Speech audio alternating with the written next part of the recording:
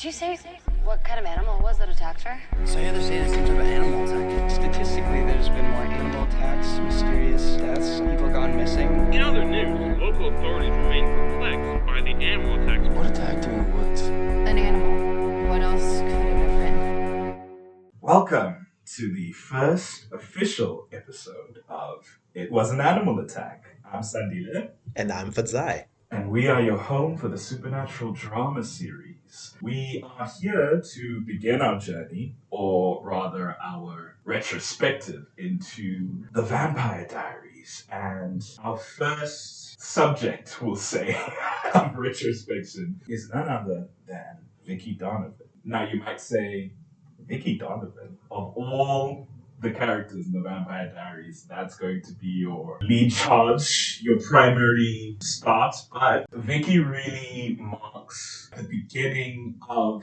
the troubles in Mystic Falls and in the show at large. If you really think back on that first season, Vicki is the primary focus of the first arc, the first 8 or 9 episodes of the first season. She is the first main character, potentially character at all in the show, to be turned into a vampire. In the order of the episodes, not chronologically. And she is the first main character, unfortunately, to die. So, probably a super apt place to start, actually, is Vicki Donovan. Fadzai, if you can recall, what was your impression of Vicki in the time that she was on the show? The phrase that comes to mind is gone too soon. Oh. Yeah, Vicki's actress, Kayla Ewell, I believe that's how her surname is pronounced. Lovely woman. I've never met her. She we assume she's not. She was actually billed as a main character for the first season of Vampire Diaries, and yet sadly her character is only around for 7 of the 22 episodes. By the time that I got into Vampire Diaries, since I started at the end of season 2, she was already long gone. But when I went back and I watched the first season, it was very clear how integral she was to the way that things ended up progressing throughout the show. At least certainly in those first 2 seasons. I remember her being party girl, I think because I was much younger at the time, and because, I'm sure there's some, internalized misogyny to it. I remember sort of viewing her as that archetype. She's that girl who's in trouble, but doesn't want to be saved. And so there's usually a negative light to that kind of character where you sort of start to blame that character for their circumstances. I think for sure there was an element to my perception of Vicki back then that was God, man, if you just made the right decisions, maybe you wouldn't be in such a tough situation. I definitely do not feel that looking back. I do think, we'll jump into it, right? So Vicki Donovan, elder sister to main character Matt Donovan, which I didn't realize. The dynamic of that relationship feels like Matt is the older one. Oh, you thought Vicki was younger? I thought Vicki was younger. Again, first 2 seasons, right? That's my blind spot because she's really only there in the first season, and I've seen the first season once, and it was after I'd seen the bulk of the show. So in my mind, Vicki was his younger sister. But it brings into question, Vicki's Matt's older sister, and Jeremy's Elena's younger brother. So it's how did that connection occur? They're all teenagers, and I think she gets involved with Jeremy in the summer before the TV show starts. Yes, so that's why I'm senior Vicki Donovan looks at this grade 10 kid and is that dude's hot. Not in a sense of age discourse, but in a sense of wow, I think back on when I was in matric. And anyone younger than me was just such a loser.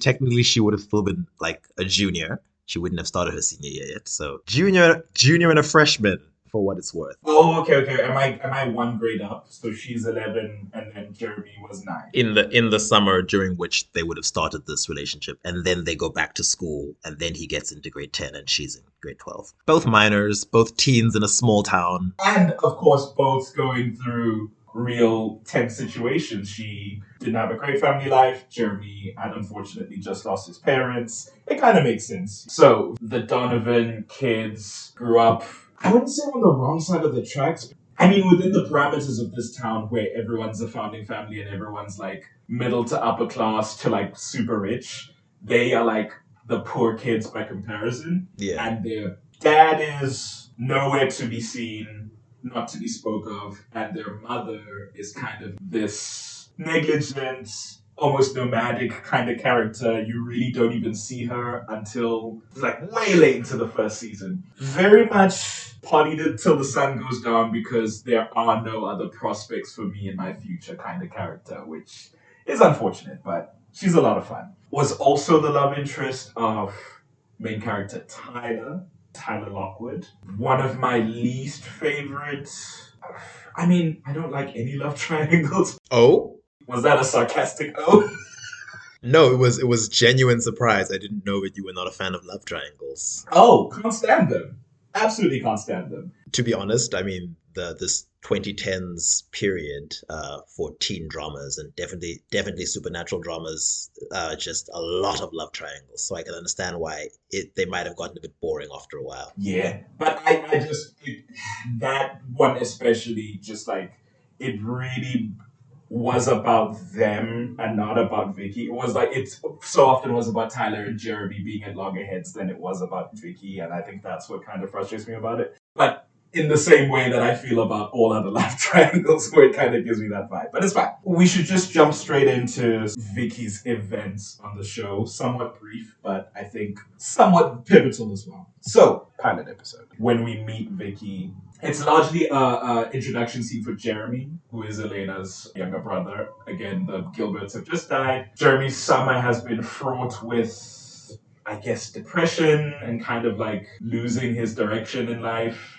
He's dealing drugs, right? I think he was dealing pills. Elena had been prescribed medication, like probably painkillers, in the aftermath of the car accident that killed their parents. And I believe there was some left over that he was now like stealing from the medicine cupboard and selling to teenagers around town. So he's selling pills to Vicky. Vicky then sort of rushes back over to Tyler, her actual boyfriend, who's like giving her shit for hanging out with this freshman kid, I suppose. Well, he was by then he was a sophomore. Tyler just kind of finds the Mickey and everything. Later, we see Vicky at the grill, at the Mystic Grill in town where her brother works. He doesn't work here at this point. He only starts working there in season 2. Jeremy feeling, I guess, somewhat needy, because the whole dynamic with Jeremy and Vicky is that they had a thing over the summer that was largely physical, and then she kind of moved on from it, and he is in love with her. And that's like what we enter in with. Yes. So Jeremy's here being like the sort of younger kid, being really like, please talk to me, I love you, I can't stop thinking about you, why would you leave your bum-ass boyfriend for me? And she's just like... I think we have very different ideas about what happened this summer. Later on, I think Jeremy runs in on Vicky and Tyler having an argument, and Tyler gets a bit physical, which I think we're supposed to attribute, maybe not at the time, but later look back on and realize that's got something to do with the full moon and Tyler's like impending werewolf discovery. I will say that I think Tyler and his father were always aggressive, and later on that is explained as just being how werewolves are, even when they haven't activated their curse yet. Again, Jeremy comes in with a lot of Tyler's not good for you, he really sucks, this doesn't make sense to me. And really the most key thing that happens in this first episode, when I say key, I mean the thing that happens that ties Vicky to the central plot is that she gets attacked in the woods. She's by herself. After the encounter with Tyler and Jeremy, she heads off. She's by herself. She gets attacked by an unseen figure. Jeremy discovers Vicky unconscious, bloody neck. She looks real messed up. They assume, of course, that it is an animal attack. Rim shot in the background. And afterwards, they head her off to the hospital. We, of course, having already met Stefan at this point, who is...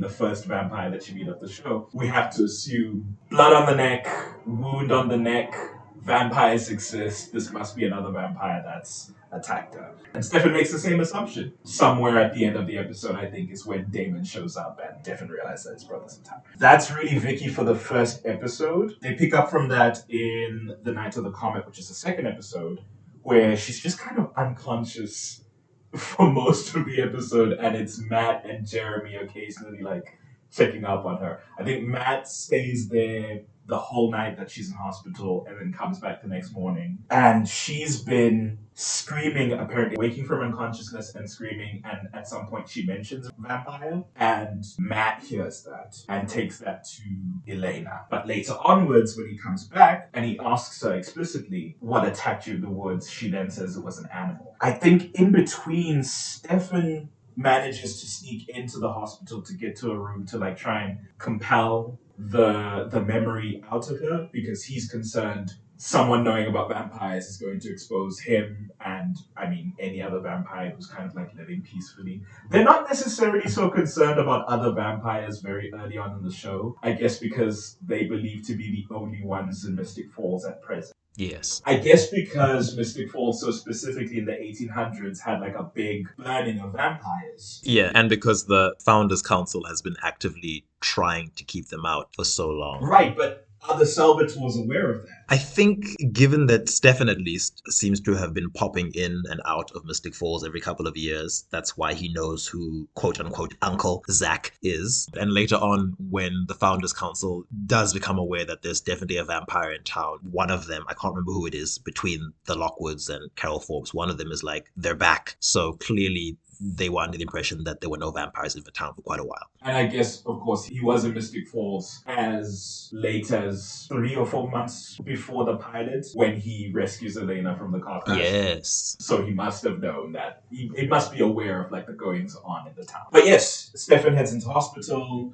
to find Vicki, try and compel the memories out. Matt kind of sees a shadow in the room, but the moment he gets in, like Stefan's already out. Vamp ran out the window. So later when Matt speaks to her, she says it was an animal attack. What else could it have been? Which, I mean, once you've already heard someone scream bloody murder and say a vampire attacked me, it seems kind of strange for her to be super chill. I think in a scene between Damon and Stefan, at some point afterwards, we learned that because Stefan has a diet specifically not of human blood, his vampire powers in general, abilities, are weaker from the average vampire. So there was concern that the compulsion might not have taken as well. So that comes into play a little bit later. After Vicki is cleared, she goes right back to her dealer Jeremy and gets some more pills. Like I said, a lot of this early stuff is really just like Vicki hanging out with Jeremy, Tyler being pissed about it, Jeremy and Tyler posturing. It's really a lot of that. But at the grill, Vicki sees Damon and recognizes him. And assumedly not knowing why she does, but feeling that just same apprehension and fear from the night that he attacked her. She heads to the restroom, downs a bunch of pills. Then, of course, Damon attacks her again. Because Damon will be Damon, I suppose. Jeremy goes looking for Vicki. Matt also goes looking for her. Stefan hears Vicki screaming. Stefan hears with his enhanced hearing, of course, because he's a vampire. And runs to the top of a building where Damon is apparently threatening Vicki. Damon then compels Vicki and makes her believe that Stefan is in fact the one who attacked her. This is all just like part of this game that Damon's playing with his brother of like, why is Damon back in town? Damon has convinced him that he's like here specifically to ruin his life and make sure his happiness just like is destroyed forever. And that involves exposing him as a threat and a danger in this town. Damon then compels Vicki to forget it all. It's again a lot of Vicki just like being used as this object in these posture fights between like the men in the story. But later Vicki's reunited with her brother. Matt checks her for injuries, thanks Stefan for his help finding her. I think this is at a point where Matt and Stefan, or at least Matt kind of dislikes Stefan because Stefan is moving in on his ex-girlfriend who he still in his heart believes is his girlfriend, so that's a whole other thing. And at the end of it, Vicki goes back to Tyler and they have a romantic moment and Jeremy, dejected, can only watch on. It's not very exciting for these early episodes. It really is just like, yeah, she's just going through it a bit and a lot of guys are like fighting about her. It's not great. She's also, within the framing of the show, she's Damon's first victim. She's what he's decided to toy with, especially I think since Damon has been watching Stefan. I think once he realizes that, oh, this is the sister of a guy who's central to the friend group of this girl that Stefan is interested in, toying with her is even more fun because if there's one person that Stefan doesn't want to know the truth, it's Elena. And Elena is obviously she's not personally close to Vicki, but she's very connected to Vicki through other people like Jeremy and Matt. This weird game of like chicken that the closer he pokes, maybe Elena's gonna start asking questions. Maybe Elena's gonna start looking at you, the strange new guy in town, and see you in a different light. I think the next real, again, it's a lot of her, Tyler, and Jeremy, them trying to like reconcile whatever's happening there. I think Jeremy like outright asks her if what happened between them initially wasn't real and she was just sleeping with him for the drugs. And I think she doesn't answer straight up, but later onwards she comes back to him when he's like doing his emo boy shit, just like staring at the ceiling or staring at the sky or something. I remember like that. And she assures him that it wasn't just about that and she does really like it. Which I guess is sweet, but it's like, now what with Tyler, you know? I think she tends to use Jeremy as sort of a comfort blanket when everything else is letting her down. Like when the substance abuse isn't enough or when Tyler is mistreating her, then she finds safety in Jeremy. At the founders party, I believe, which happens not too long after that, she essentially guilt trips Tyler into bringing her along. Like he doesn't really want to, and then she lampshades it. So then eventually he's like, okay, I invite you to come along as my date. And I think Jeremy actually hears that conversation, and later on he points out to Vicki, he's like, you realize you had to tell him to invite you, right? And Vicki sort of just brushes him off. And then at the party, Tyler is like actively trying to keep her away from his family because there seems to be a sense of shame. Like you said, it seems that Vicki and Matt don't come from as privileged families as the rest of the central kids. And I think it's his mom that makes a bunch of like snide comments at the dinner. And then there might have been a scene where she confronts her directly, like in a bathroom or something. Essentially, it's the like rich mom of the blue blood kid and the like wrong side of the tracks love interest who she doesn't want messing up his future. It's that kind of dynamic. It's very like salacious, but also, wow, the Lockwoods really suck. But yeah. You're Undead to Me, episode 5. At this point, post the dinner where Tyler really mucks up, I think just like doesn't come to Vicky's defense at all, doesn't intercede at all when his mom is like on the attack and she decides, well, I guess you're not in this. Like you said, she goes straight for Jeremy at the end of that episode, and we open in the new one with her at the Gilbert house. Big Elena gets up to go to the bathroom and she just sees Vicky and is like, oh, all right, well, I guess that's happening. Vicky and Jeremy hang out in this room. She finds Elena's pain medicine, as you mentioned, from the car crash, which I think she takes without Jeremy's knowledge. And then later they go to hang out in like the cemetery and she and her friends kind of group up. She's friends with all the like burn out, outcast kids in town. Jeremy, who, for as much as he is in this like phase of rebellion and devil may care attitude he's got going on, he is at the end of the day like a founding family kid. He is that upper class kid in this small town. So when he's actually transplanted into this group of kids who, I don't want to say have actual problems because of course Jeremy's grieving his dead parents. It's an awful thing to happen. But when he's put against these characters who just like are actual like burnout, like we don't really have much prospects for our future, we are kind of coasting through it as best as we can, you can see the stark difference because he becomes very like frustrated, doesn't really fit the vibe of them, and he doesn't like the vibe of them, and he asks Vicky if like this is all there is to it, this is all that they do all day, and Vicky gets naturally defensive because at the end of the day these are people. I think after the encounter with the Lockwoods especially, it's like if you're gonna go the same route of Tyler where it's like you're gonna question my choices and my actions because of my lot in life, then you're just as bad as the guy you were upset that I was with, you know? So that's a really interesting dynamic. Yeah. She does acknowledge that Jeremy is grieving and that something terrible has happened, but she paints it as just like a rough patch in his life that he's going to ultimately get over. And comparing it to her own life, it makes it seem as though she just sees her future as completely hopeless. Like this is not something that she's transitioning through. This is just her lot in life. This is her fate. She's never going to have what Jeremy and all these other kids have. And that one day when Jeremy has at least finished grieving his parents, he'll be better off than she is. Of course, that doesn't turn out to be true because of all the vampire shenanigans that he ends up embroiled in. But Yes. and it's at the end of this episode when, still being in the cemetery with all of her friends, sort of getting high, she goes over to turn the music back on their car and sees a man leaning against it. And when she goes to prompt if he's all right, it of course turns out to be Damon, who attacks her for the third time in this season. I really was just like writing these down, sort of going, God damn it, would you just leave her alone, please? She's got enough going on. The next episode, Lost Girls, opens up and we see that Damon's actually killed everyone in the cemetery, not just Vicki. He thinks he's killed Vicki.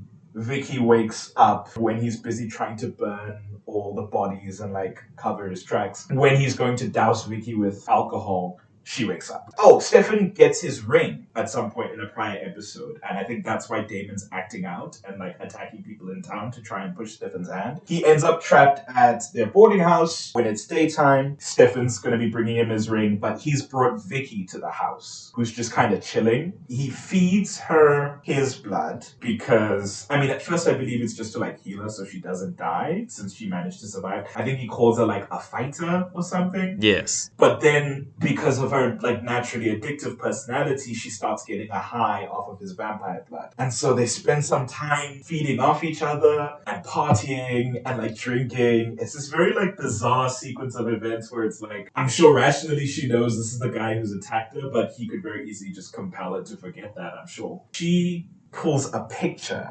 from Stefan's room. I think she pulls Catherine's picture and asks him about it. And is like, who's this? Because this obviously looks like our brother's ex-girlfriend, Elena. This pisses off Damon for whatever reason, and he snaps her neck. Do you remember why is it just that he was angry, or was there something specific that he wanted out of turning Vicki into a vampire? I do remember that, actually.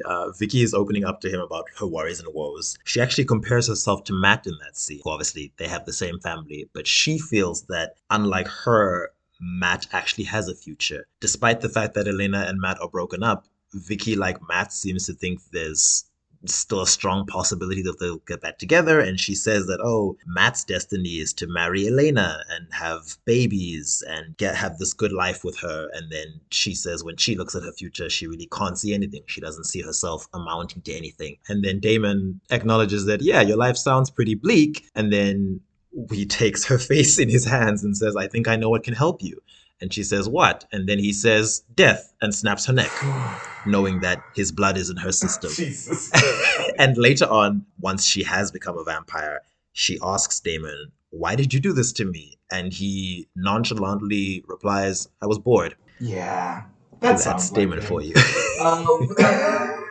Waking up in transition now, as does happen when you die with vampire blood in your system. She doesn't really believe anything he's saying because I guess, in the haze of compulsion, you're not just going to believe the strange man who rescued you from a graveyard attack that like he's turned you into a vampire. She runs off, finds Jeremy, but she starts experiencing all the typical symptoms of like vampirism. She finds a sensitivity to sunlight. She has this strange hunger that's burning within her. Jeremy thinks she's high, which is not an unreasonable assumption. And he rings up Matt. Matt gets there, can't really help. Vicky's just progressively becoming more agitated by them hounding her about what's happened. By the time that, because I think Elena was called in, Elena and Stefan arrive, and Stefan, of course, immediately realizes what's happening and tries to use compulsion to calm her down. He explains to Elena, because at this point Elena's aware of vampirism. I think that happens in the 5th episode when she finds out what he is. Stefan explains to her the process of this is a vampire in transition. For her to become a full vampire, she's got to feed on human blood. But if she doesn't drink blood, then she will simply die. At this point, they've left Vicki alone with Jeremy, which seems like a crazy idea to me. I guess because they were just assuming that Stefan's compulsion would calm her down. But based on the track record with Vicki specifically so far, you would assume that's not going to work completely. I don't recall if compulsion works on people in transition or not. That's the other thing I was going to ask, is like, we know compulsion, a vampire can't compel another vampire unless you're an original. What are the compulsion rules with people in transition? I'm not sure. Also, these are the early episodes. The writers themselves might have not yet Decided what was what. decided, exactly what they wanted to do, yeah. Regardless, whether it was because compulsion wouldn't work anyway or because Stefan's specific compulsion is weak, Vicki heads out. She feels a compulsion to feed on Jeremy and she's like, oh no, this isn't great. I guess I'll just dip out because I don't want to kill this kid. I kind of like him. And she runs off. Stefan says he's going to track her down and heads out. And he does find her crying in the woods. I guess a key effect... I know this only, having started at the end of season 2, this only became known to me when Elena was going through her vampire transition. And the process of becoming a vampire, any compulsion that was done on you as a human fades away. Yes. Like slowly and then all at once. And so you start remembering all the memories that were compelled away. And so she starts to remember the things that have happened to her. And that Damon attacked her, and that Damon has already told her all this vampire knowledge. And she becomes more distraught, reasonably so. Stefan promises that he can help her, but at this point, Logan Fell, who is just a real chief character, a real stand-up guy, shows up and shoots Stefan with some wooden bullets. I know Logan was a newscaster, but was he also in with the town council crew? Was that his vibe? Yeah, he was actually, yes. He was in with the town council, and he is a Fell, which means he's a founding family member, which means he was aware of the vampires in town. I remember him also having the watch, the John Gilbert watch that could track vampires. I think he stole that from the Gilbert home when he went inside to talk to Aunt Jenna about their history at a certain point. He shoots Stefan in the back with wooden bullets. He then grabs a stake and goes for Stefan, but Vicki pushes him away. And that's when Damon arrives and bites Logan. He pulls the bullet out of Stefan, sees that it's wooden, and this is when they realize that people have caught on that there are vampires in town. Takes back his daylight ring, and in the haze of it all, Stefan's wounded, Damon is focused on his own exploits. Vicki goes over to Logan and feeds on him, thereby completing her transition into a vampire. She does apologize to Stefan, which I think is kind of I think there's a quality to Stefan where people realize he's just trying to do right by people. And even Vicki, who has no reason or obligation to Stefan. She's her brother's ex-girlfriend's new boyfriend.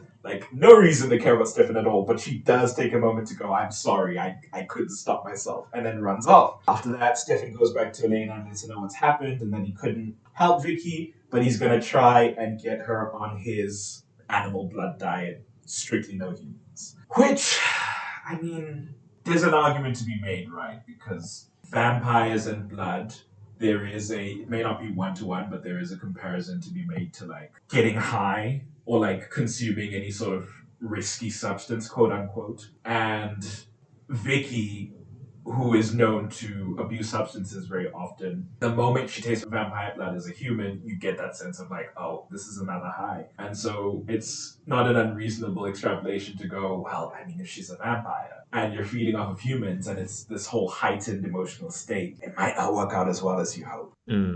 Haunted is the 7th episode. In this episode, Vicki attacks Tyler, which, Who's real cut up about that one? I feel okay.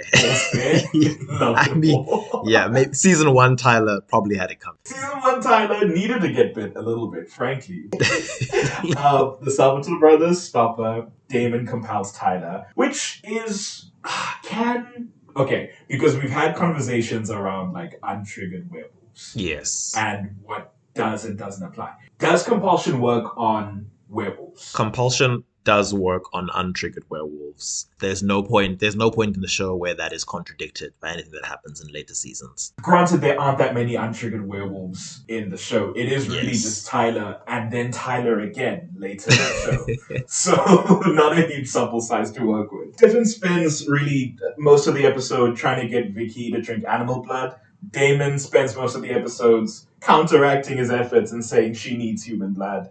Later in the episode, at some point, there's a party, and Elena finds Vicki, who's escaped. Thanks to Damon. Wait, is it really? What did Damon do? Well, while Stefan is trying to teach Vicky to be a quote-unquote vegetarian vampire, Damon thinks that's boring and doesn't want another Stefan in his life. So he's like, just let her be. Let her be what she is. Let her be what we are. And I think possibly...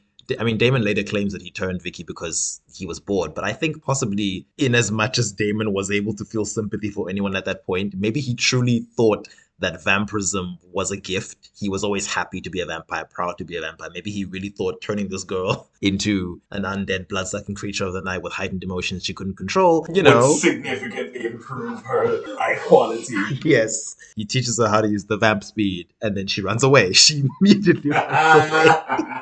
Brilliant. Oh, and then she goes and talks to Matt, and then later goes to the party where Jeremy is. And that's where Elena finds them. So she finds Vicky and Jeremy kissing. They hammer this point home every time someone gets turned into a vampire on the show. Vampires experience all the same emotions that humans do, but to a very heightened degree. And so it's very dangerous for a newbie vampire to be around a bunch of people, especially if the intention is to assimilate to regular human society, stick around to all the people you know and love. You've got to get those emotions under control. And she has not had the chance to do the Stefan course of emotional regulation. So she loses control. Elena's pissing her off. Elena, who rightfully is trying to protect her brother from what she knows now as a vampire. Vicky gets pissed off, bites her, and Stefan arrives. Priority one being protecting Elena, stakes Vicky. Of course.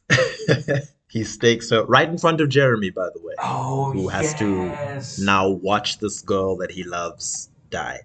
Yeah. It is a rough moment, but there really was no way around because Vicky was like off the rails by the end of the episode. I mean, and this is something I've thought about, wasn't there though? Because as the show goes on, we see that the vampire equivalent of knocking someone out is to just snap their neck because they'll revive an hour or so later. Stefan could have yanked her off Elena and then broken her neck. He's been a vampire for over a century at that point. I'm sure he knows. No, you're how their absolutely bodies right. work. I'll admit my bias and that my instinct is always to defend Stefan. You are absolutely right. There were much easier ways to handle that.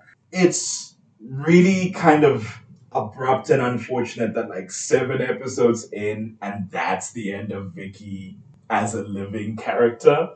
It's like, how many episodes in? 5, 6 episodes in, you're dead as a human. You're turned into a vampire. Episode 7, you're dead entirely. That's it. Stefan stakes Vicky.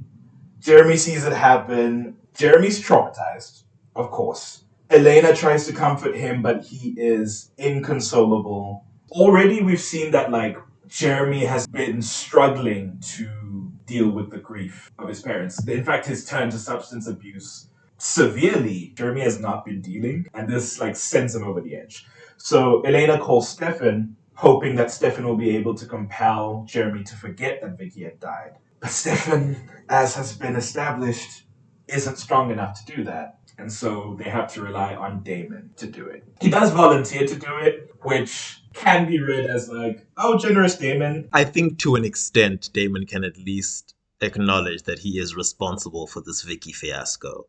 And that the pain that Jeremy is now feeling and the pain that Elena, who he's sort of developing respect for, is feeling because of her brother's pain is his fault, which is why he volunteers to. Because I don't think Damon's intention was for Vicky to die permanently.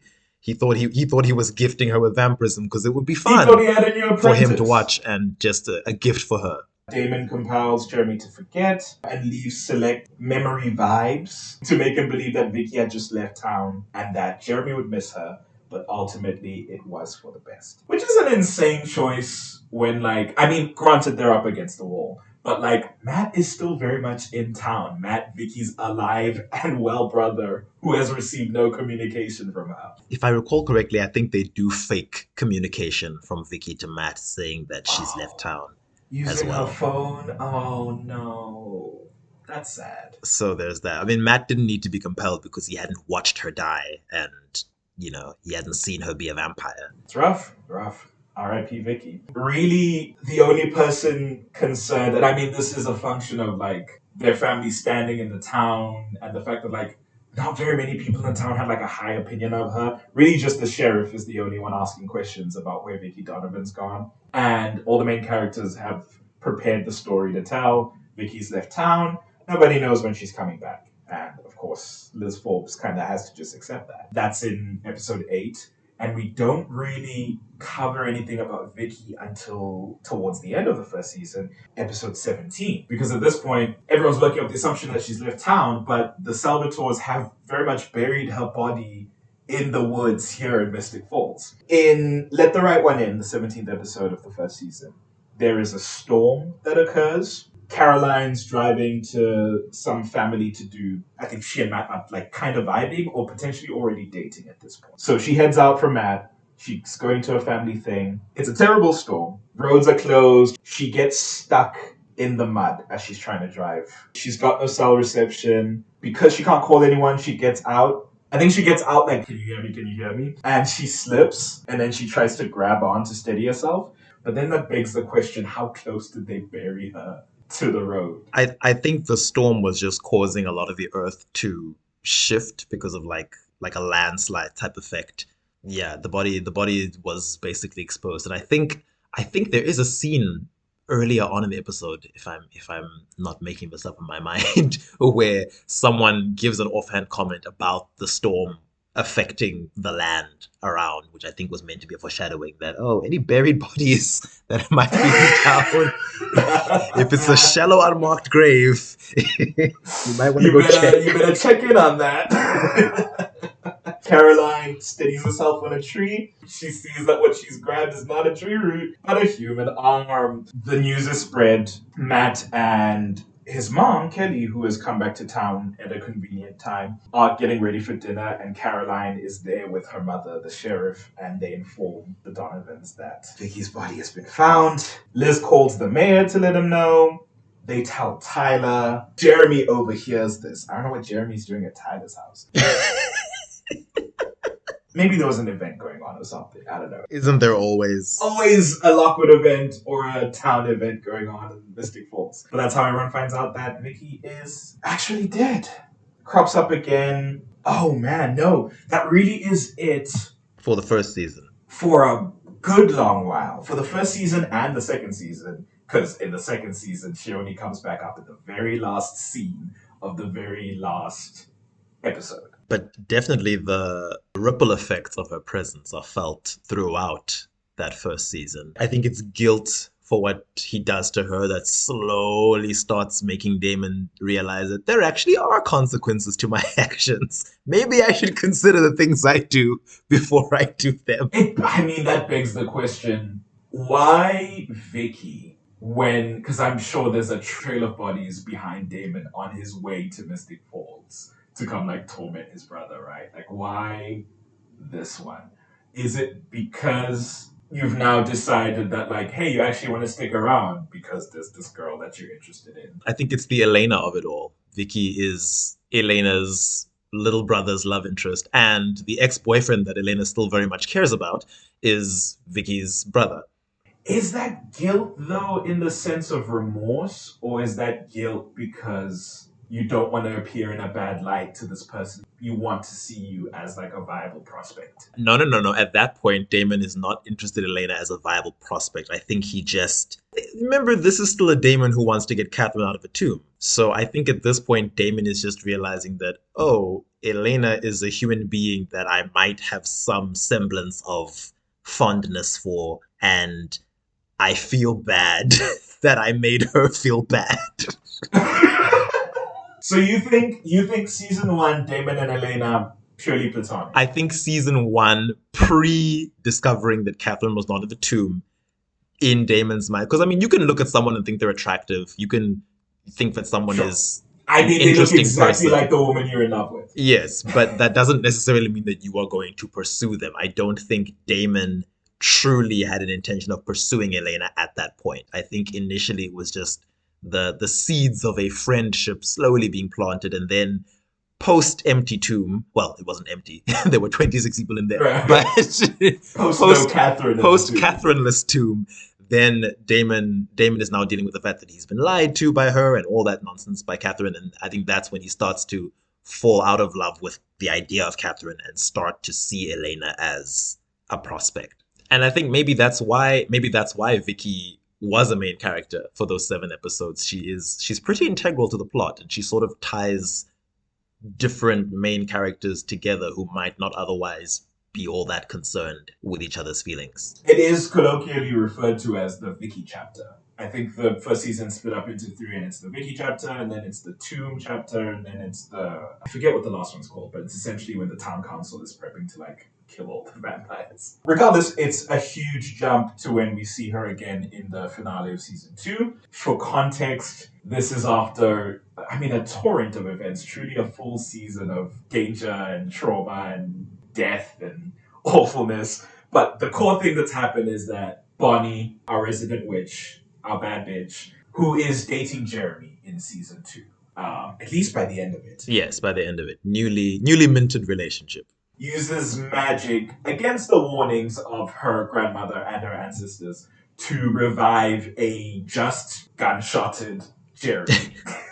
Which is a whole other thing that we'll get into in a Jeremy episode. Or one of these, some episode is going to cover this aspect of the season, and we're going to get into why Jeremy was shot. Jeremy's been shot, and he's dead. Bonnie uses magic to revive him, having been warned that there would be consequences, and having then been cut off by her ancestors, which that's a whole other thing. Bonnie episode. So, as a consequence of Jeremy being brought back from the dead, just so you can infer from what happens at the end of the episode, he starts seeing both Anna, a girl who he starts dating in the latter half of season 1 and is very integral to the plot, and Vicky as ghostly apparitions just sort of standing in his kitchen. That's really curtains all the way until season 3 starts. When Jeremy cat's away, mouse will play, because Bonnie is visiting her family at the beginning of season 3. And while she's away, he's busy still seeing Vicky and Anna's apparitions sort of around all the time. In the first episode, when Jeremy's driving Matt home, Matt, who is drunk and high for whatever reason,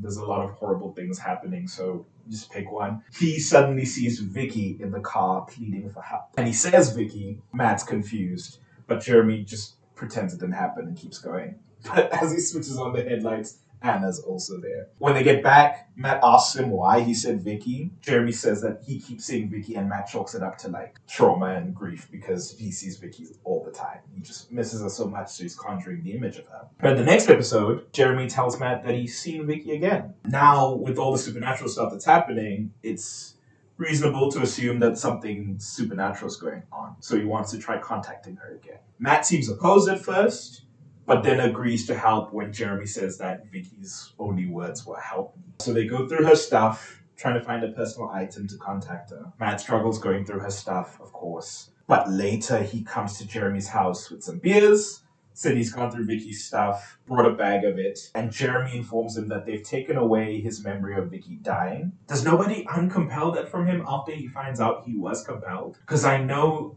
towards the end of season 1, he is real pissed at Elena because he's read her diary and he knows that they've compelled it out of him. Jeremy is aware at the end of season 1 that his memories about Vicky were compelled away.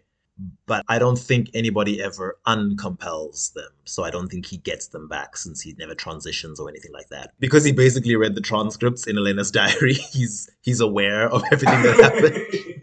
He got the Cliff Notes version. He knows he's Yes. dead, but what of it? Jeremy suddenly sees Vicky in his room while they're having this conversation. He asks her how he can help, and she says there's a way she can come back. And then she crashes through a door because ghosts be ghosting. And then Jeremy then hears Anna speaking. Anna's now speaking for the first time, and her great declaration is to not trust Vicky. So Jeremy really goes through it in this early season 3, just dealing with these ghost girls he used to love. Ghosts of girlfriend past, you might say. In the next episode, Klaus, who's the big villain for this first arc of season 3 and the last arc of season 2 is busy trying to make his hybrids, orchestrated this big situation to force the hand of the main characters to figure out why he's not been able to do it. Jeremy has been kidnapped by Damon and Catherine because they know that Jeremy can speak to his dead girlfriend Anna. Anna, who they believe is aware of who Klaus and Rebecca are running from, to try and go wake that person up to come and deal with Klaus. So this is like the Michael inception of this season, I believe. Yes. Bonnie and Matt are searching for Jeremy because they need him in order to communicate with Vicki. Everyone's just trying to use Jeremy for his medium powers right now. But because they can't get to him, Matt decides, all right, well, I can just do it. All I have to do is die, right? So it's a very memorable scene when Bonnie and Matt try to kill Matt and then resuscitate him with CPR, which crazily works. And when he comes back, he's able to speak to Vicki. And Vicki, for whatever reason, volunteers the information. I guess because she wants to help them. I don't know why she wouldn't want to. But she does volunteer the information that Klaus's transformations aren't working because Elena is dead.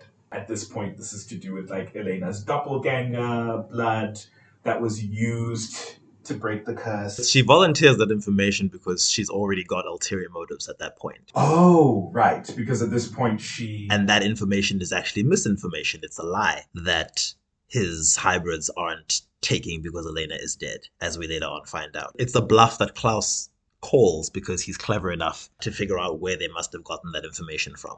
Damn, Vicki. It's because Vicki at that point on the other side where she's been existing, and the reason that Anna has told Jeremy not to trust her is because she's already in communication with Esther, the original witch. So Esther, knowing that Elena's doppelganger blood is needed to create hybrids, which was the failsafe that she engineered into her hybrid curse, thinks, okay, last-ditch effort to make sure Klaus can't make more of his kind. Let me leave a trail of breadcrumbs that misinforms my son that, oh, you need to kill this doppelganger and then it'll work. Yes, but Klaus clocks it and he's like, this feels like a lie. Why do I feel like this is suspicious? Just as I was about to say, that is a shame. I mean, it's brilliant because, like I said, Esther always in her mastermind era, but I was literally about to say Vicki becomes a more like compelling character with like a lot of agency in death than she does in life. But you just reminding me now that like she's actually working for Esther. And then later on when she comes back in like the very last season, she's working for Catherine. So it's like Vicki eternally spends her whole time in the show as a pawn character, as like this character who's being fought over, or who's like this object of other characters' frustrations or affection. And in death, she's always the pawn trying to enact the will of some villainous character. It's so unfortunate. I mean, except when she's looking out for Matt in the season where the existence of the other side and everyone on it becomes the focus. She does show up a few times and she's mainly trying to help her brother. She says one thing. She just says like, stop hanging out with Rebecca. I don't know how much that counts as like looking out for Matt. Does she? She's there when I think Matt is using the Gilbert ring at this point, and she's there to help him leave the other side by getting back to his body because it's collapsing and she doesn't want him to be around for to that. Be trapped on the other side. That's fair. I'll give you that, Vicki, but damn, you've really just been like used all the way through. It's unfortunate. Vicki, I suppose realizing now that like she's not been winning with Jeremy, is now focusing on Matt in terms of like getting her back to the living. Matt, of course, sweetie, younger brother, agrees to do what he can. Jeremy, king of overhearing information from another room, tells Anna that this is happening. And Anna says that if Vicki has a strong enough anchor in the world of the living, she might be able to cross over for good, which is interesting. She says there would be a price to pay for this, and it's at this point that Bonnie discovers that Jeremy's just been talking to Anna about all this stuff rather than... I don't remember when it is that Bonnie discovers that Jeremy's been seeing them, period. I'm not sure when it is. Actually, we need to brush up on my season 3. I know there is a scene where Jeremy himself decides to tell Bonnie... Yeah, to tell Bonnie stuff that's been going on. That might have been more Anna-centric than Vicky-centric. I think that's why it's not... I don't have it in this doc. Which is a good point because... it's interesting to note for as much as in the first season, right? Vicky is Jeremy's like true focus. Vicky is his like first love. Even in the latter half, when he meets Anna, who she's like trying to work him for the Gilbert journals, is also like only ever using Anna to try and become a vampire so that he can then go looking for Vicky. Because at the time he believes Vicky just left town. Yes. But he's suspicious that like the conditions of that were shady. So he wants to become a vampire so he can just like kind of head off and search for her. In this, it seems that his tie to Anna is much stronger than his tie to Vicky. I think towards the end of season 2, he definitely fell in love with Anna, and it's presented, at least as the show is framed, it's presented as a healthier relationship for him than what he had with Vicky. The end of season 1, you mean? His relationship with Vicky was like, peppered with the substance abuse and having to fight Tyler for her, and her sort of not really wanting to be loved by him because she wasn't used to really being cared for in that way. Whereas his relationship with Anna, once they stopped using each other and genuinely fell in love, she's very much framed as having helped him move on completely from Vicky. Indeed, when they both start haunting him in season 2, it's really only Anna who he's feeling some sort of unresolved romantic tension with. Vicky, he's just curious about why he's seeing her, but he's not lamenting over the lost love they had. No, absolutely. And I appreciate that, like, at the end of the day, it's her tie to Matt that becomes more important in this whole, like, ghost plot, because I'd pick familiar relationships over romantic relationships just in general in shows. They're just more interesting to me, and they're rarely the ones that kind of save the day, quote unquote. You see a lot of romantic relationships being cherished in the sense of this is the thing that will triumph over the plot, but I am huge on familial bonds being the thing to do it. So I appreciate that, like, at the end of the day, the thing she tries to sort of cross back over is her tie with Matt. Her brother has always looked out for her. She speaks to Matt about bringing her back. Matt does as he's told. Matt arranges a bunch of candles in his room, aiming to perform a spell to anchor Vicky to the world of the living. This would also allow her, because so far the ghosts are only around the people that they're tied to, and they're only able to go where those people go. But if he does this spell, then she'll be able to go anywhere. Matt does the spell, and the spell works, which, I mean, is a... It's not endemic to Vampire Diaries. A lot of shows do this, but I sometimes have gripes with magic being able to be done by just like regular humans. I think what happens there, at least how I read it at the time, is Matt isn't performing the spell. He's just gathered the ingredients.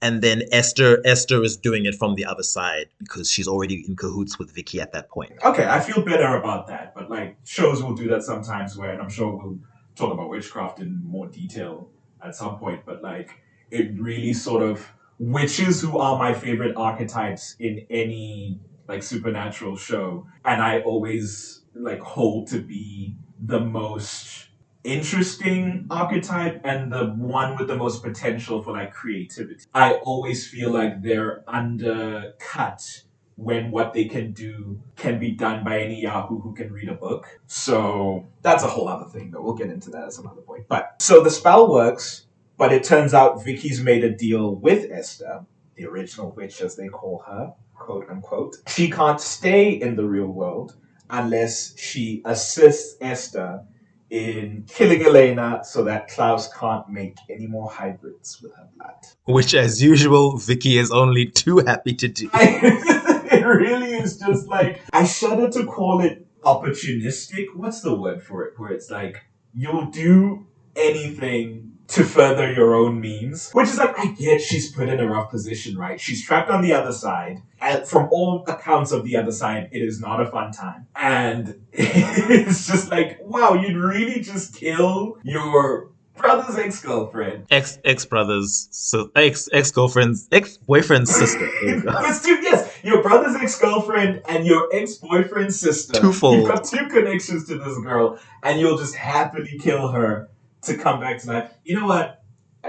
I guess do what you need to do, I suppose. I don't have the lived experience of being an other side ghost, so what do I know? I mean, something that we see in season 1, particularly after Vicky has turned into a vampire, is that she makes it clear she's never liked Elena. She actually has a conversation with Elena when Stefan has been trying to teach her to control the bloodlust, and then he leaves for a bit, and Vicky tells Elena that she wants to go see Jeremy, and Elena is not having it and is like, "That's way too dangerous. You're too volatile. You could hurt him. I forbid it." And she's like, who are you to decide? Vicky basically decides, you know what? You know what? Let's just drop the kidding gloves. And she's like, "Elena, I do not like you. You broke my brother's heart when he was a ride or die for you, head over heels in love with you. So when I look at you, that's all I see. And you aren't going to stop me from seeing Jeremy because I basically have superpowers now. And if you upset me, I will kill you." So, I mean, that was with heightened vampire emotion that she was saying these things. Right. But then also, do those carry over when you become, if you die a vampire, are you that vampire on the other side? You must be, because the vampirism is the reason you're on the other side.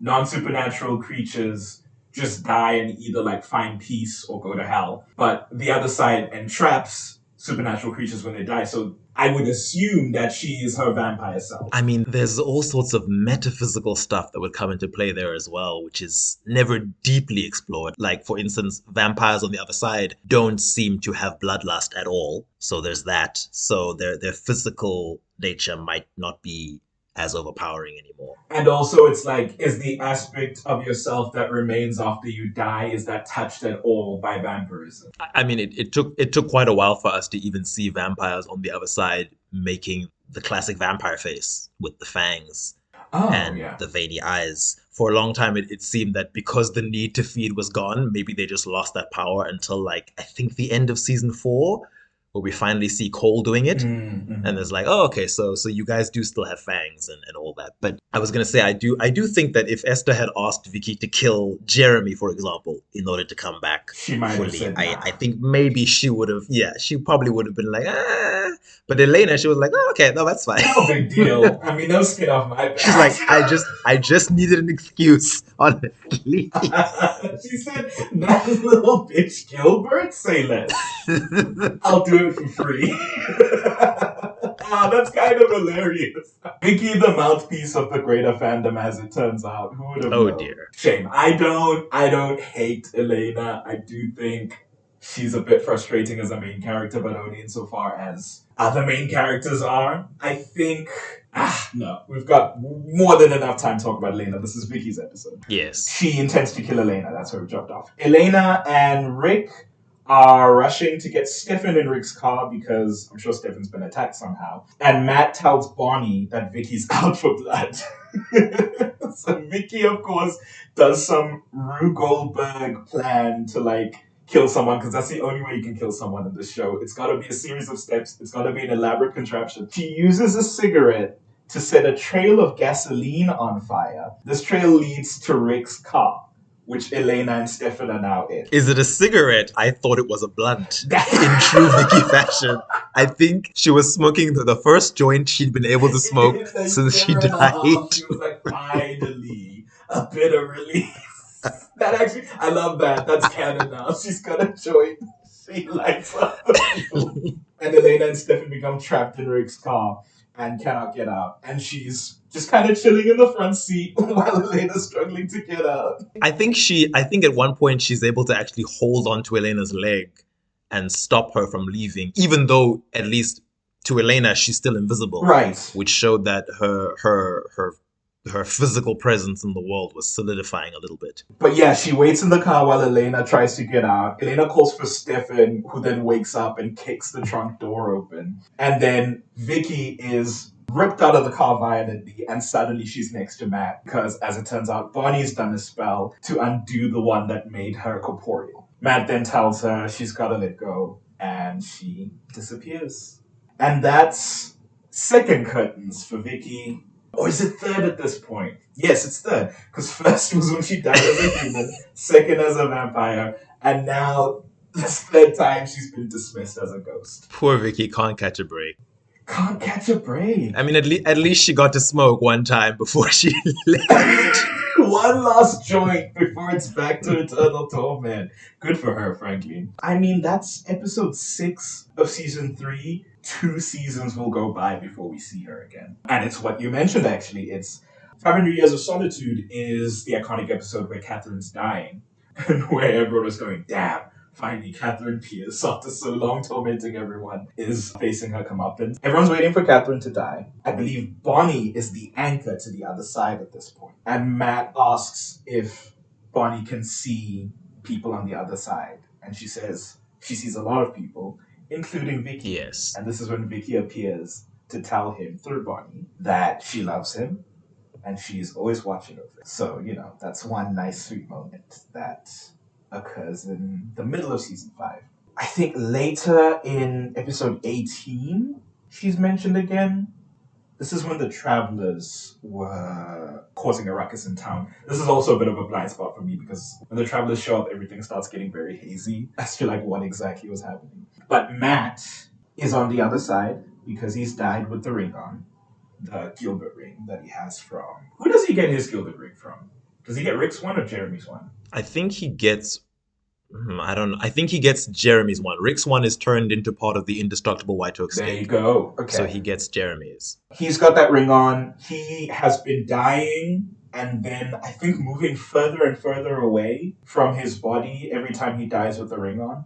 So he needs to go back and find his body. And while he's on the other side, he looks for Vicki. Is this the first time he dies with the ring on? Is that what it is? No, it's not. But I think it's the first time that we are shown that when someone dies with the ring on, they wander around on the other side for a bit, trying to get back to their body. And Vicki I think Vicki tells him that this has happened before. He just never has any memory of it when he wakes up. Which would then explain how it was that Esther had been slowly manipulating Alaric in season 3 to become Evil Alaric.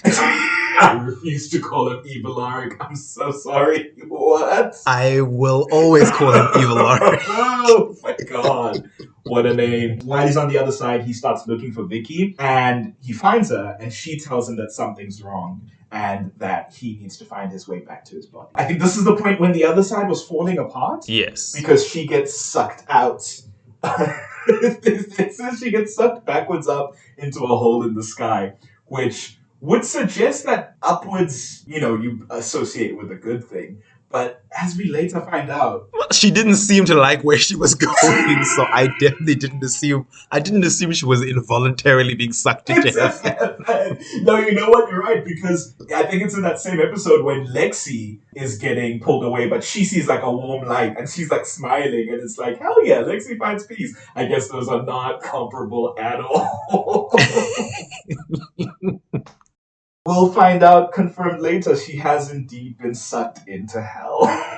Which, this is what I'm saying, right? It's in the moment, and this season where she's I'm watching over my brother, whatever, and then in the latter episode is the one to guide him back to his body so that he becomes safe, she still gets sucked into hell. And there's an implication that's made by Esther, I believe. But that's contradicted by Lexi finding peace, because it's not just that you're a vampire that you get sucked into hell. I need to understand this rating system.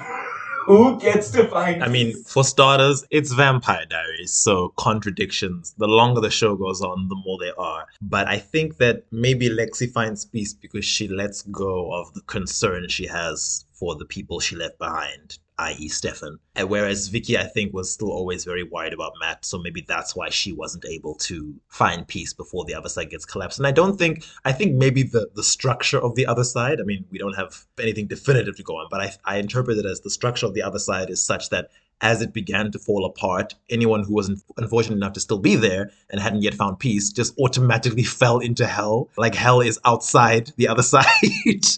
And once it's gone, that's where you end up. So it's just damn, you had too much unfinished business. The trapdoor opens underneath you and you're down. That is so trapdoor or skylight, since it seemed hell was upwards. TVD canon, hell is above us. Hell is above us and the devils are here. And that's oh man, is that fourth curtains for Vicki? It is. If you're keeping track with us, died as a human, died as a vampire, dismissed as a corporeal ghost, sent to hell from the other side. Curtains after curtains for Vicky. She cannot catch a break. Oh man. Okay. Even bigger jump from last time. We're going all the way to the last season. Last season, episode 10. More so than the first two seasons, the very last season is such a blur in my mind. Because I think I checked out at this point. The storyline felt so, at least at first, felt so lackluster as like a huge ending for the show. It was like we'd hit on so many huge big bads so far. And to Vampire Diaries' credit, they did an alright job at like upping the ante for at least a couple seasons because it was Damon, and then it was Catherine, and then it was Klaus, and then it was the originals at large, as well as Esther.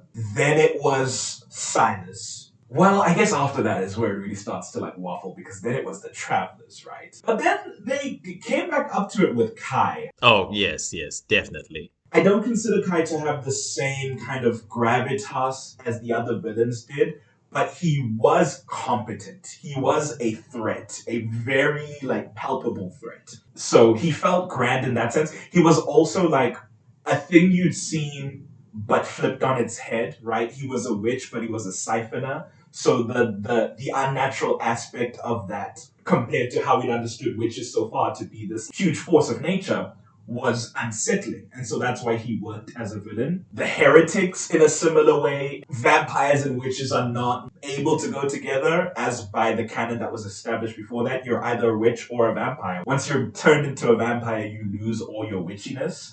And so having these guys be both vampires and witches, it could have been a bit hammy. And I'm sure some people will say it was, but I feel like the threat of the heretics was also, for as much as a lot of them I don't really remember all that well and I don't hold as memorable, they were real frustrating to deal with because they would do all the vampire stuff, but they could also just go Invisiquate and then disappear, and then you can't find them. And that's it. After all the big bads that we hit, we went back to the very original, like, Immortal, and then season 8 they said, Sirens.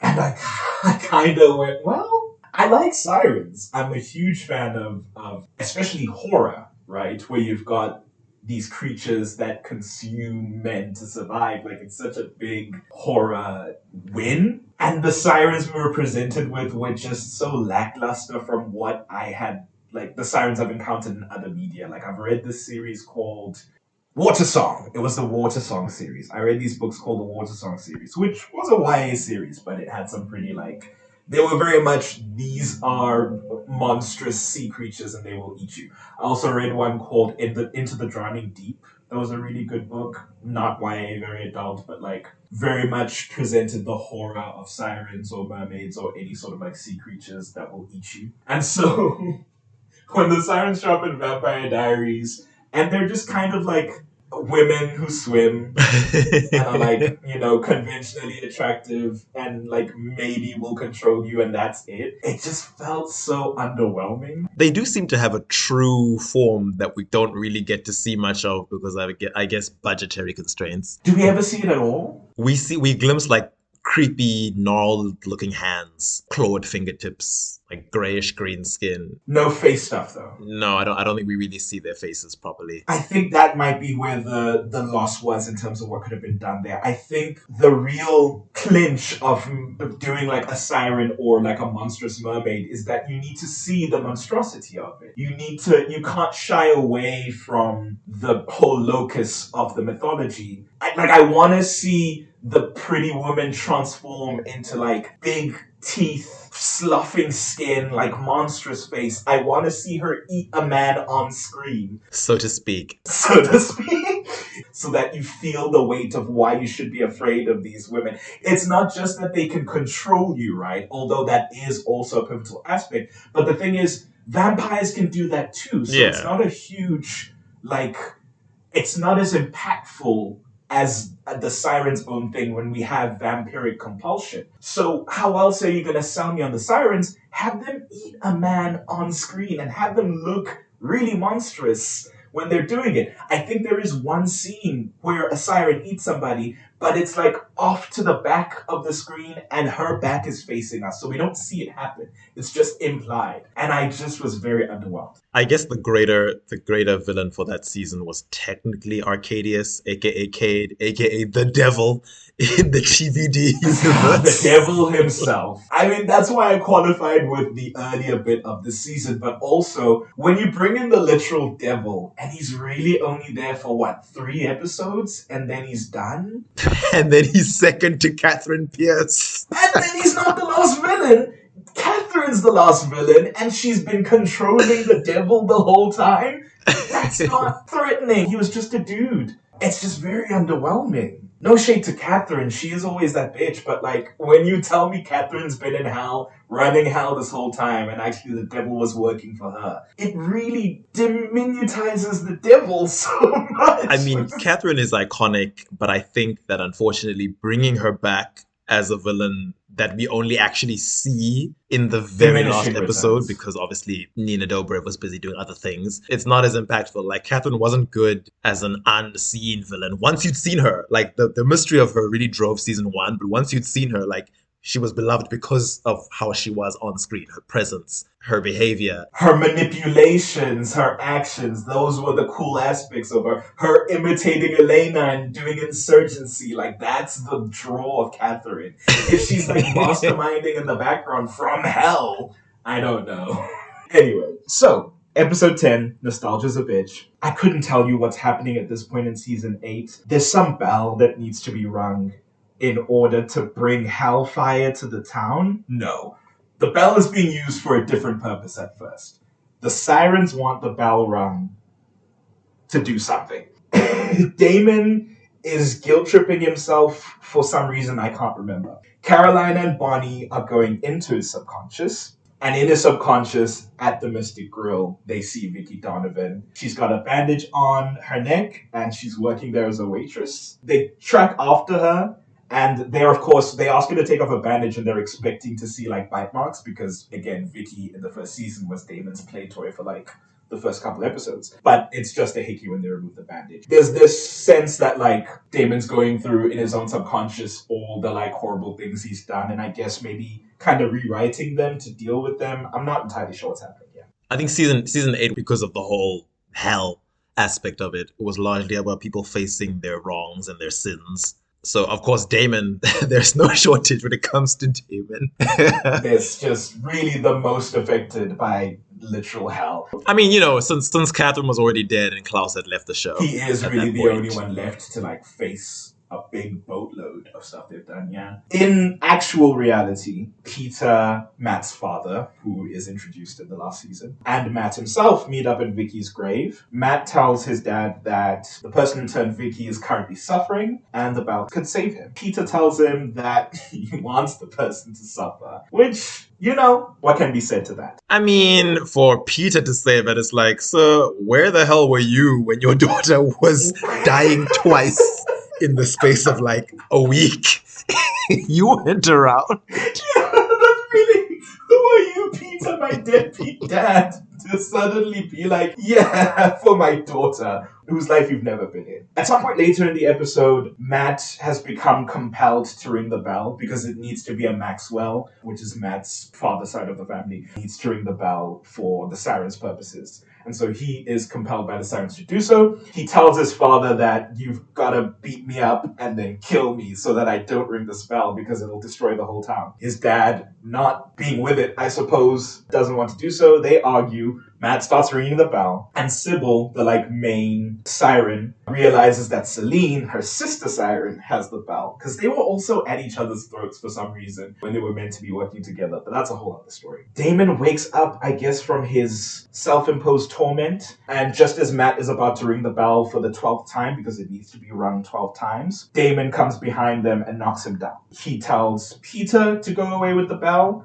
and apologizes to Matt for Vicky, which it says Matt accepts, but I believe that Matt sort of goes, I'll never forgive you, but I accept your apology. That's sort of the note that they end off on. Vicky stuff happening without really Vicky present. I think in the next episode is when Kelly Donovan comes back, Vicky and Matt's mother comes back, to Mystic Falls. This is This is an especially funny episode to me Because of Kelly's fate, or what? because Kelly's not been on the show, I believe, since season 2, when she was at a Lockwood party. No. They were at Vicky's funeral. I think that was that season 2 or season 1? It was season 1. It was Vicky's funeral that was hosted, I believe, by the Lockwoods. And she gets drunk and fools around with Tyler, and Matt tells her to leave because she's being incredibly embarrassing, and she's never been here anyway. And we don't see her for 6 seasons, and she comes back, and it turns out she died years ago. She tells some random story. I think it was 1 year ago. She tells Matt. Is it 1 year? Oh, okay. Yeah, she tells Matt that a year ago I had a fall, and I guess she hit her head and died, and understandably was sent to hell. Yeah, there's no... I think throughout the course of the show, we're probably going to question a number of people who were sent to hell. Kelly Donovan is not someone I'm going to question. Truly, one of maybe the most cardinal sins, you just kind of abandoned your kids. Abandon your kids knowing there was no other primary guardian available. But yeah, she has died and gone to hell, and now she's back. She does a whole kind of, the drunk speech at the event. She shit talks a bunch of people who are there. She says that the rest of the town didn't care about her, and she tells them that only Catherine cared about her and brought her back from hell, and that Kelly set a gas leak, and that this house is going to explode. And so naturally, I think people rush to escape. The house explodes. I won't get into the other details because there's so much that has happened by the time season 8 happens. It's not important. She is in the process of dying, though, even though she's back. Like, she goes into the bathroom and is vomiting like this blackish blood. It seems like she's here for a good time, not a long time. So as she's dying again, she tells Matt and Stefan that this explosion she set was only a distraction, while Vicki, who's also been resurrected from hell, is gone to ring the bell that Matt had been ringing earlier but never finished, and destroy Mystic Falls with hellfire, which... We'll get into the Hellfire storyline at some point when we actually discuss season 8 stuff, but my god. We then cut to Vicki, who starts ringing the bell, preparing to destroy Mystic Falls. It really is such like a feverish return to this character, because it's like, granted, when we left off, she got sucked into hell. There's no getting around that. But when we left off, she seemed to be in a, my sweet brother, I'll watch over you, etc., etc. And now, bam, she's here to destroy the town. I mean... When you've been in hell for, 2 years, 3 years?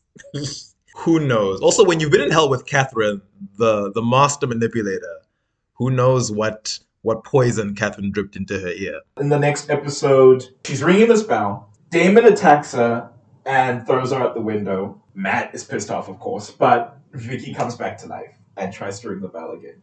Damon goes through a series of just trying to kill Vicki, and she keeps coming back. And so they're like, well, she can't be killed. He tells Matt, you've got to convince her because this isn't working. And then he dips out because I guess there's more important things going on. It is the series finale after all. Vicki tells Matt that she doesn't have time for this because he tries to appeal to her better nature.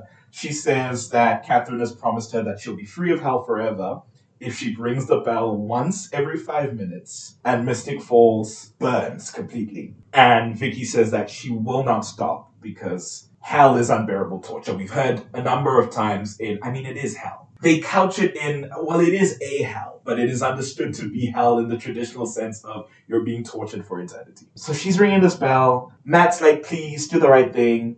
She's like, I'd rather be dead than go back. So Matt then calls an evacuation protocol because at this point Matt is the sheriff of Mystic Falls. They announce it's a gas leak and they get everyone out of town because the hellfire is coming. Matt reveals to his dad that they're running out of time, everything's going to get destroyed. Vicki is the one who's destroying it. So Matt and Peter go back to find Vicki one last time as she's ringing the bell. Vicki is emotional seeing her father. I am so curious to know when exactly he disappeared from their lives. Because if she recognized him, it's not like he dipped when they were born, right? Or at least it's not like he dipped when Matt was born, because she would have been a year old. Yeah. So I'm just curious when he left. I'll need to go back and find out, because I know Matt and him speak a bit about it. She says that he's 15 years too late to be a father. So I don't know if that's 15 years up until her age or 15 years up until the present.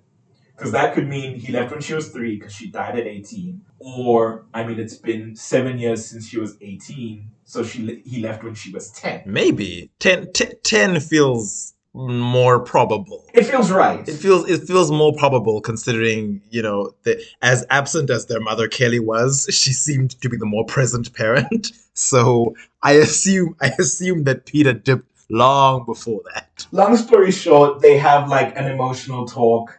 Peter says that despite everything, he wants to see them one last time. They're not going to stop her. I think at this point, they need the bell to be rung for some other consequence to happen. He says that he just wants to see her one final time before everything ends. They all are crying. It's very sad. It's this reunion of the family without Kelly, which, that kind of sucks because she's actually, like you're saying, she was at least somewhat present. It's kind of crazy that the dad gets this sad reunion and not their mom. But they hug, and I mean, the events of season 8 happen as they happen. I think she rings the bell and Hellfire burns through Mystic Falls, but Bonnie, as she always does, saves the day. After this reunion, the next time we see Vicki is in the epilogue, the incredibly long epilogue of the final season, where Matt is doing a sort of voiceover discussing his journal that he's keeping, I guess as a sheriff? I don't know. He says, and I quote, "Dear Diary, we survived that night.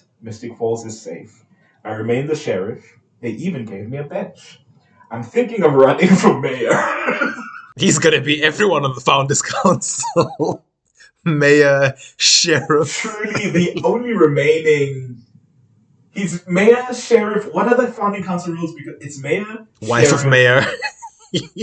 doctor, because the Gilberts were doctors, the Lockwoods were mayors. Logan Fell was in charge of the news, I guess. Yes, propaganda machine. He's all of it. Matt Donovan, one-man council. He says, and Vicki, well, I think she found peace. Somehow it feels like she did. And in the scene where whatever townspeople are left, it truly feels like Mystic Falls is completely killed off by the end of that season. It's like bare bones town. But there's people clapping for Matt as he officializes this bench he's talking about. And Vicki and Tyler, who's also unfortunately dead by the end of the show, are looking on with a smile, implying that they found peace together at the end of the show. Which is nice. Amicable exes. I mean... Do you think there's still exes in peace? I like to think that when Tyler died, he probably went to go find Liv, who was his lost love. That's true. Yeah. But yeah, on this 6th and final curtain for Vicki Donovan, she does finally find peace. We're not counting all the curtains of Damon repeatedly killing her in the last episode, even though it didn't work. No, those are quarter curtains at most. Okay. Does she really die? I don't think of it as her dying and coming back. Granted, like 4 of the curtains weren't death. They were mostly dismissal. Damn, you're right. Is this the 10th curtain then, technically? I don't know.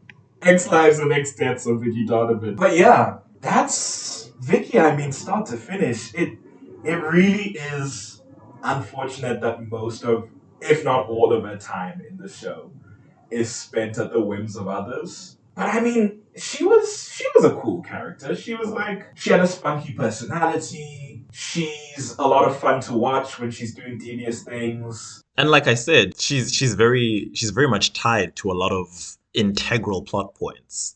I mean, she's the first person that we see transition on screen. She's the first vampire killed on screen. She's the first main character to die. It's her death that leads Jeremy to Anna and starts off that relationship. It's moving on from her, sort of, I think, spurns Matt to try to let go of Elena, which then opens him up to being with Caroline.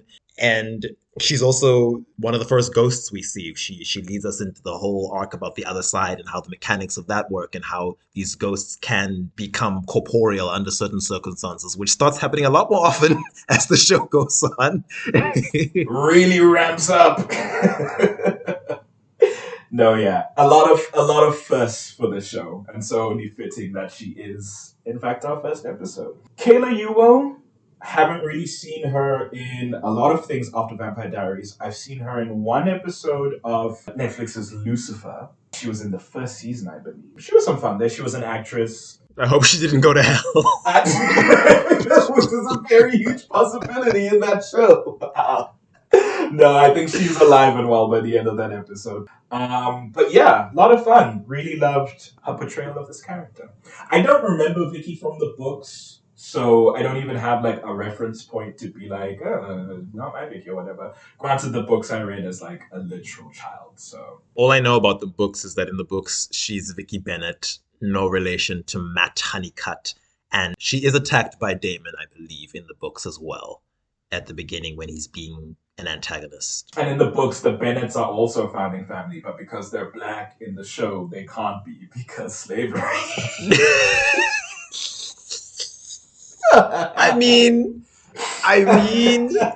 it's actually, I mean, now that you touch on that, it's interesting because the founding families in the show are explicitly stated to be the Gilberts, the Fells, the Forbes, the Lockwoods, and the Salvatores. Yeah. But when Matt and Vicky speak about feeling alienated from the rest of their founding family friends, Bonnie is never grouped with the Donovans in that regard. She's almost treated as like an honorary founding family member, or at least she's seen as an equal of the rest of them. And it might be because Emily Bennett had come to the town basically around the time that the rest of their ancestors did. I mean, yes, in the sense of the actuality, right? But it's interesting that it's discussed by the characters. Because when you think about the Bennetts, I don't think they were on record to be like the huge influence that they actually were in Mystic Falls, right? Because Emily was Catherine's handmaiden. They sort of blew into town post the founding of Mystic Falls, or I guess during the founding of Mystic Falls. It's not like the impact that the Bennetts had is represented in the town itself. It's really represented through the lineages and the supernatural side of it. I guess for the humans and what the humans know, it's less that Bonnie's family is known to have an impact, on the non-magical side of things. I think it's more that it's just that they've been around since. Yeah, the prestige of having been around all that time. Whereas, because when Matt finds out that his father and the Maxwell line that he's descended from had actually been in Mystic Falls before the Salvatores and co got there, he does say in that final season, he says to his dad that, it would have been nice if you'd stuck around and taught us this, because my whole life I felt so alienated from my friends whose families were all founders and had all been here forever. And once again, he doesn't exclude Bonnie from that. So I think Bonnie was seen as part of that clique that had been in the town forever. The Bennett, there's so much to chew on with the Bennett family that. And we will get into that. We certainly will. Yes, there's a lot of things that surprise me about how they work, and far more things that don't. But yeah, that's Vicki Donovan. I mean, I don't know if you have any last burning thoughts. Oh, one thing I'll say. Speaking of the mechanics of being a ghost and the other side, every other character who dies, as far as I can tell, the costume department tried to make sure they were wearing the clothes they died in when they manifest as ghosts. But Vicky is killed after attending a Halloween party. That's where she attacks Elena after Elena catches her accidentally feet on Jeremy. She's dressed as a vampire with a high collar and everything you would expect from a classic vampire outfit. And that's what she's wearing when Stefan kills her. But every time she appears as a ghost after that, she is just in normal civvies. So that's never explained to us. I mean, I'm willing to let that one slide only because, and this also goes into the discussion of like what remains after you die in this world. I feel that if you're to come back as some incorporeal spirit or ghost, you would come back in your most recognizable self, whether that is to you or to the people who are perceiving you as a spirit. I think that your most like usual clothing, attire, appearance, styling, like on average, how you perceived yourself or how others perceived you is what you come back as. But I mean, if you're saying in every other instance, everyone comes back the way they died, then damn. Not to mention people who get pulled through the other side later on come back wearing the clothes that their ghost selves had manifested in. So it ain't. That's a whole other problem. That's a whole the magic of ghosts crossing over and becoming corporeal and then staying on this side forever fully remains baffling to me. I really need to go back and dig into that and try and understand how does this work and why does no one question it? Where's the matter coming from? I understand it's magic, but their bodies are burned up or buried or where's the physical substance coming from? Could you do this infinitely? Could you create a trail of dead bodies each time you die and are brought back from the other side? I have so That's many actually questions. possibly how it works. I mean, the mechanics might vary because in the originals, the spin-off show, at least when Esther and Cole are brought back on two different occasions, they come back naked.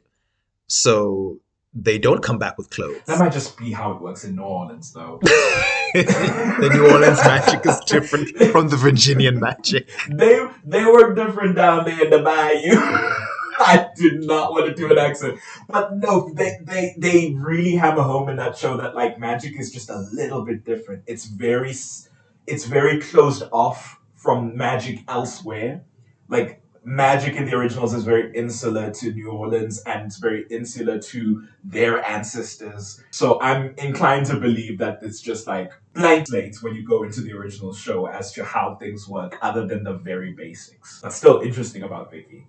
I guess that does it. That's the first one done. Hopefully, many more of these to come. Right now, we're kind of... Do we want to say who we're feeling about doing next? Yeah, go for it. We will most likely be doing Anna Zhu, the natural subsequent to Vicki. She shows up pretty much just after Vicki dies. And just... narratively and thematically, I think there's a lot there that mirrors the Vicki stuff. So, yeah, next episode will hopefully be Anna. If you've enjoyed this episode at all, if even a singular moment made you go, oh, that was pretty funny, or that was pretty insightful, consider sticking around for the rest of the season. If you want to write in with any thoughts or comments or questions for us, you can email us at animalattackpod@gmail.com, or you can tweet us at animattackpod. That's at ANIM attack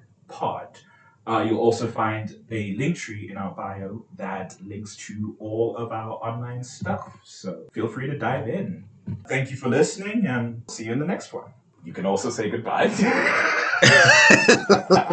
I can't be the only one saying goodbye. That's weird. Like Vicki, I like to leave it open-ended. Will I be back? Who knows? Probably. Oh, no. Several times. No, thank you so much for listening. And hopefully you'll be back for more. Cheers. Bye.